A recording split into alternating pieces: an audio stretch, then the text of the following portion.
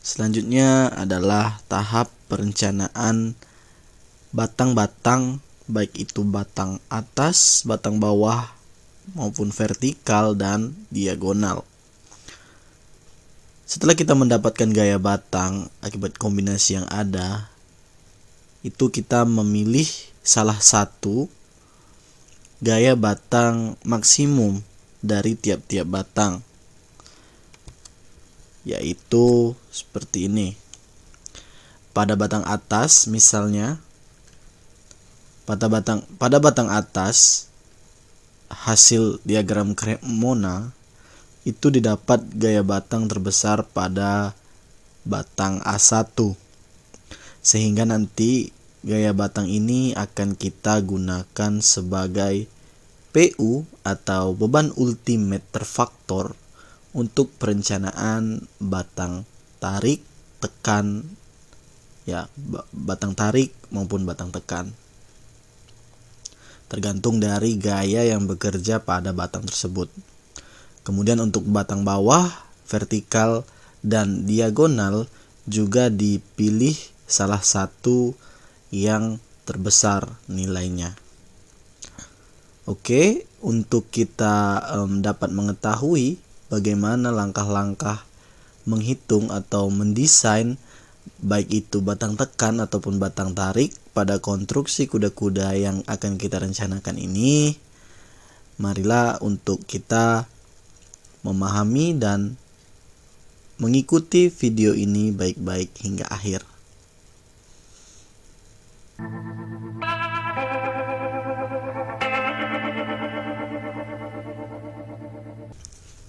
Yang pertama kita akan merencanakan batang atas,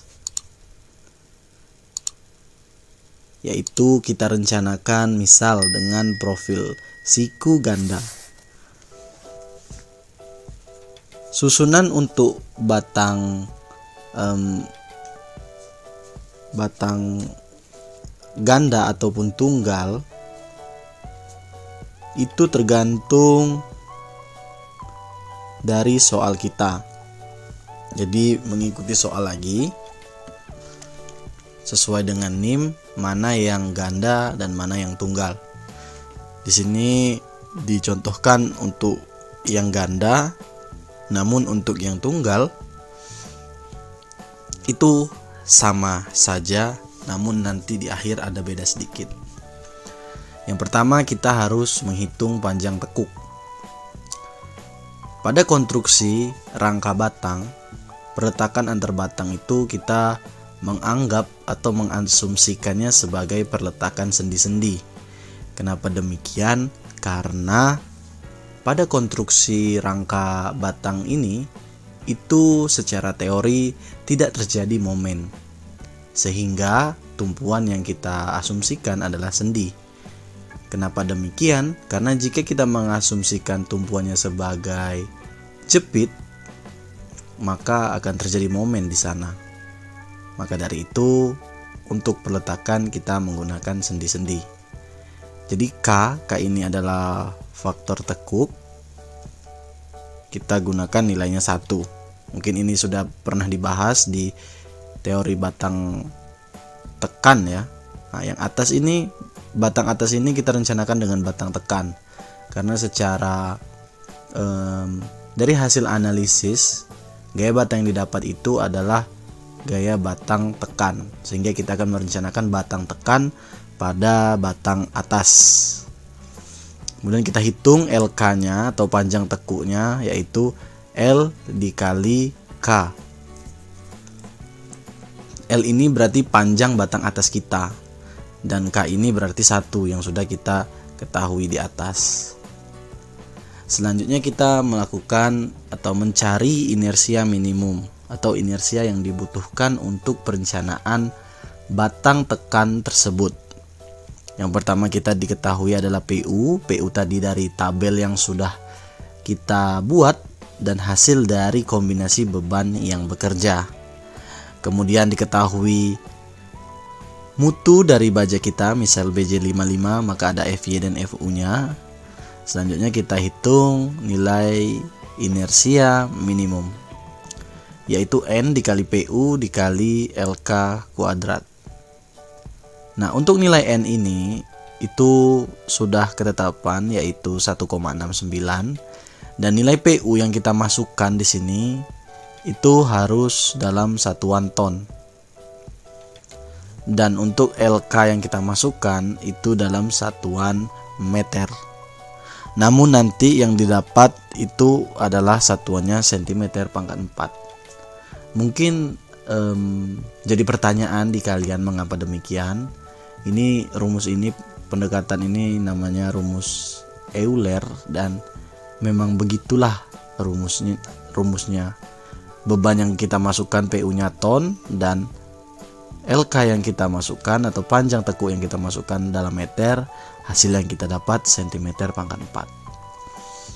Selanjutnya, karena kita adalah profil ganda, maka Y yang diperlukan atau inersia yang diperlukan itu adalah inersia minimum dibagi 2. Nah, perbedaannya dengan batang tunggal, kalau batang tunggal itu Y perlu ya Y minimum, begitu. Kalau ganda, Y perlu adalah Y minimum dibagi 2. Nah, kalau tunggal, Y perlu adalah Y minimum tersebut.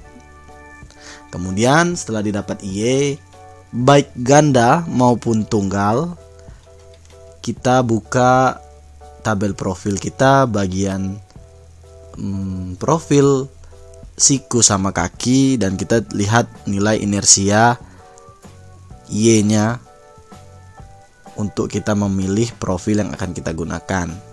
Nah, nanti dipakai profil siku berapa, siku ganda berapa, itunya notasinya. Misal 75 kali berapa gitu. Kemudian dibuat gambar di sampingnya. Ini kalau gambar yang profil ini ya, profil siku yang ganda itu seperti ini. Namun ini salah, di bawahnya tidak ada seperti ini.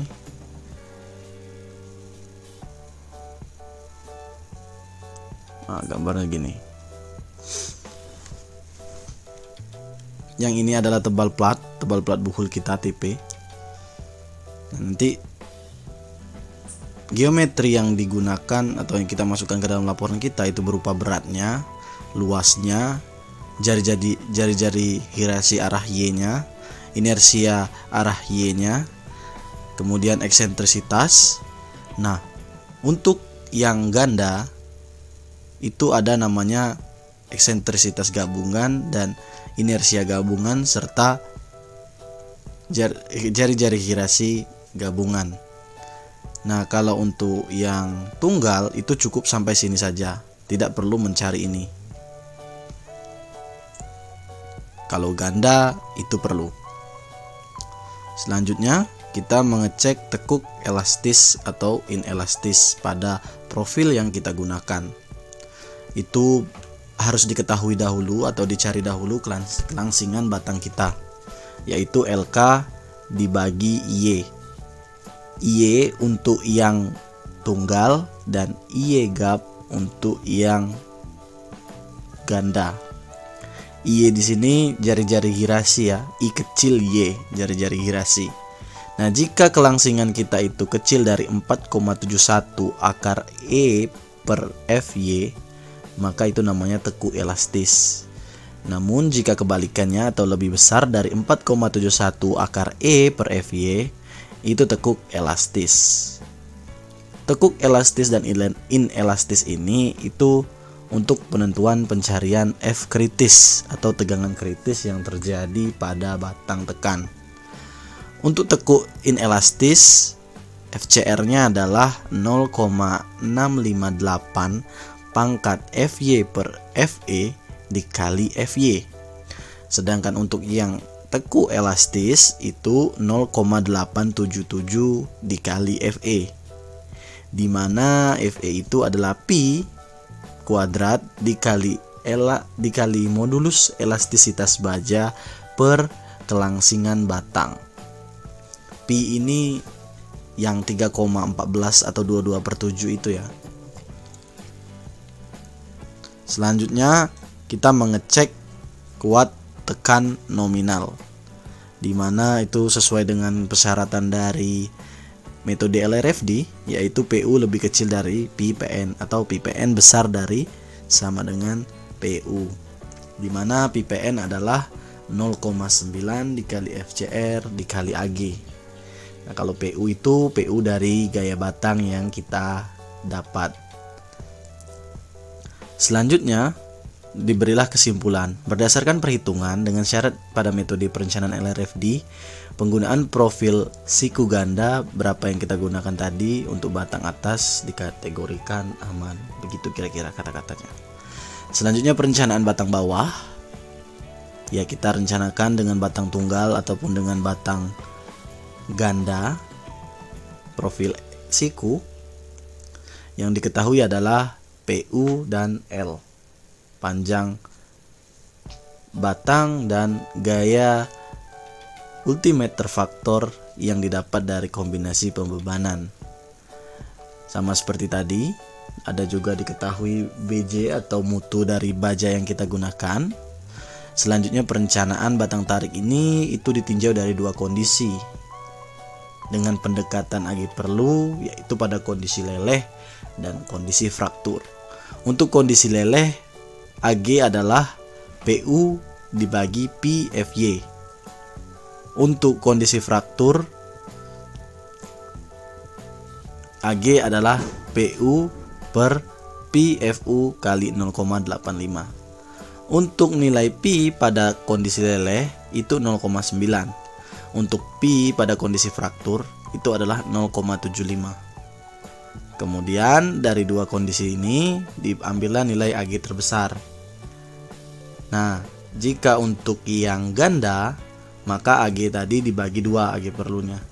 Namun kalau untuk yang tunggal, AG-nya ya AG saja. Kemudian kita pakai profil siku berapa, kita masukkan geometrinya, yaitu berat serta AG-nya. Lanjut kita hitung penampang neto dan brutonya, yaitu leleh dan frakturnya. Kita masukkan nilai FY, FU dan P-nya. Ini maksudnya fraktur ya, bukan leleh.